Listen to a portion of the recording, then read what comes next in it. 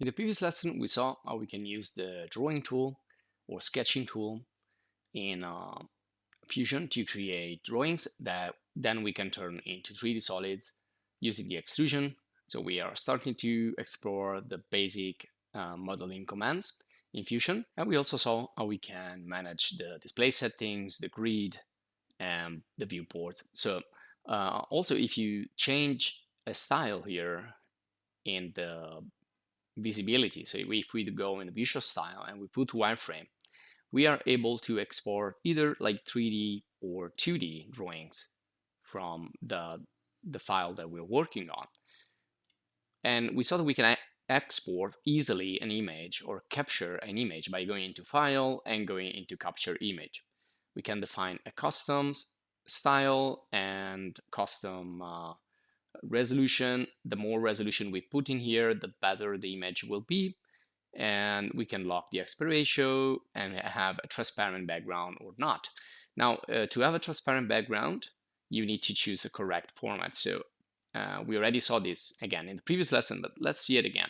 So if I don't want a transparent background, well, in that case, you just choose JPEG. That's not going to have a transparent background. If you want a transparent background, you can use PNG or TIFF, and remember to have that marked on in the previous screen. So once we're fine with this, I'm going to call this like lesson 052. So let's save a JPEG this time. And here you can also choose if you want to save it into a folder in your project cloud. Otherwise, just save it in the computer. So I'm going to save it here in a folder which I call sketch. And you can also do that by just creating the folder in your computer. And so I'm going to select it and just save. Or you can, create another one.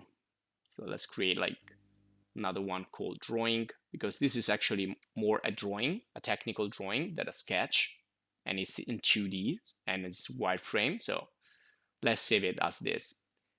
Okay, let's save, and now I can open it up. Well, actually, I can open it in GIMP on another graphic design application, or I can insert it again as a canvas. So you have the option also appear, but you can also go here, insert canvas. And if you want, here you can unpin it from the toolbar, or you can leave it there. Now, don't confuse it with decal. Decal is like more an applied graphic. Canva instead is an image that is going to go on a planar face or on a sketch plane.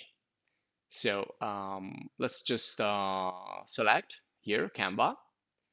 And if it's not already in your project folder, which is something you can do, you can get it directly from the computer. So insert from my computer button is right here. And I can insert the same exact drawing right there like this. So now it's going to be in a form of a drawing. You need to select the plane where you want to put it. So these are well, let's go in 3D so we can see a little bit better. So we can pick that, and there you go. So now the drawing is in there, and well, we can resize it, we can flip it, we can move it around, rotate it, and also we can change, of course, the parameters right here and change the opacity. So if you want to work on top of that, you may want to drop down the opacity. And the scale also is not good. You can see it's smaller than the models that we exported from here. So we need to set up the right scale. But I'm going to do another example. This is just to show you quickly that you can produce images, you can export images, and you can import images. They're going to go here in a folder, called canvases. So don't confuse it with a sketch, which is something in Fusion. So canvases are more like external content that you can import as a reference. Now, these are some other screenshots that I've taken, and some of these, they have transparent background, as you can see, and they can be 3D, 2D, solids, wireframe, etc., or with the white background if you're saving with JPEG. And let's see also the one we just saved or exported.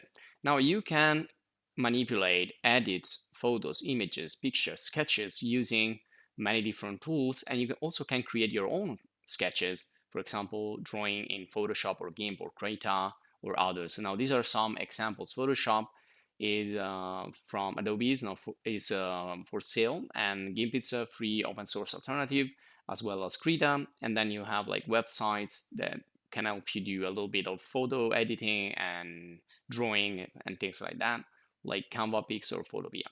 So we either create our own sketch or we can get some sketch from the web. Now, usually the sketch is a reference that is not really accurate, but we can still use it to create our objects or design in Fusion. Now, the more precise is a drawing, the better. So the sketch is usually a rough representation of what you will need to do and doesn't have measures on anything. So it's pretty, we need to interpret that. It's vague. Otherwise, we can use plan views or elevation views, side views. Well, the more views you have, like for example, in this example here, you have more views from the top, from the side, from the back, from the front, etc.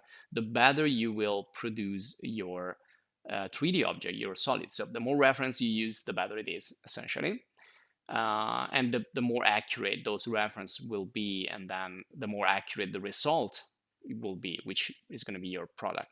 Sometimes you can just use a top view or a section view. Sometimes you can use view from a side, etc., etc. So depending on the object, and also if you have some measurements, it's better because you will know for sure which is the scale, which is the size of the object. Otherwise, you need to guess, you need to interpret again. So you can use sketches, you can use more accurate drawings, you can use technical drawings, also called blueprints, to be really, really precise, or you can actually use CAD files and technical computer-aided design CAD. And again, if you can look for a sketch or a drawing from the web, or you can just produce your own in just a minute. I created one, a really simple one that I'm gonna use. So I'm gonna close all this stuff and let's get into Fusion again. Okay, so I will start by going into top view because my object is gonna be developed based on this point of view, and then I can insert, and again, Canva, and it's not uploaded yet. So I'm gonna insert from my computer, and I save that into a folder that I call sketch. And this is a really basic, rough and draft sketch. So I'm gonna put it in here. And well, I don't really know which is the scale right now. By the way, you can scale it on one dimension right here, or you can scale it in the other dimension right here, or you can scale it in both dimension right here. And everything is always visible also in the properties panel on the right.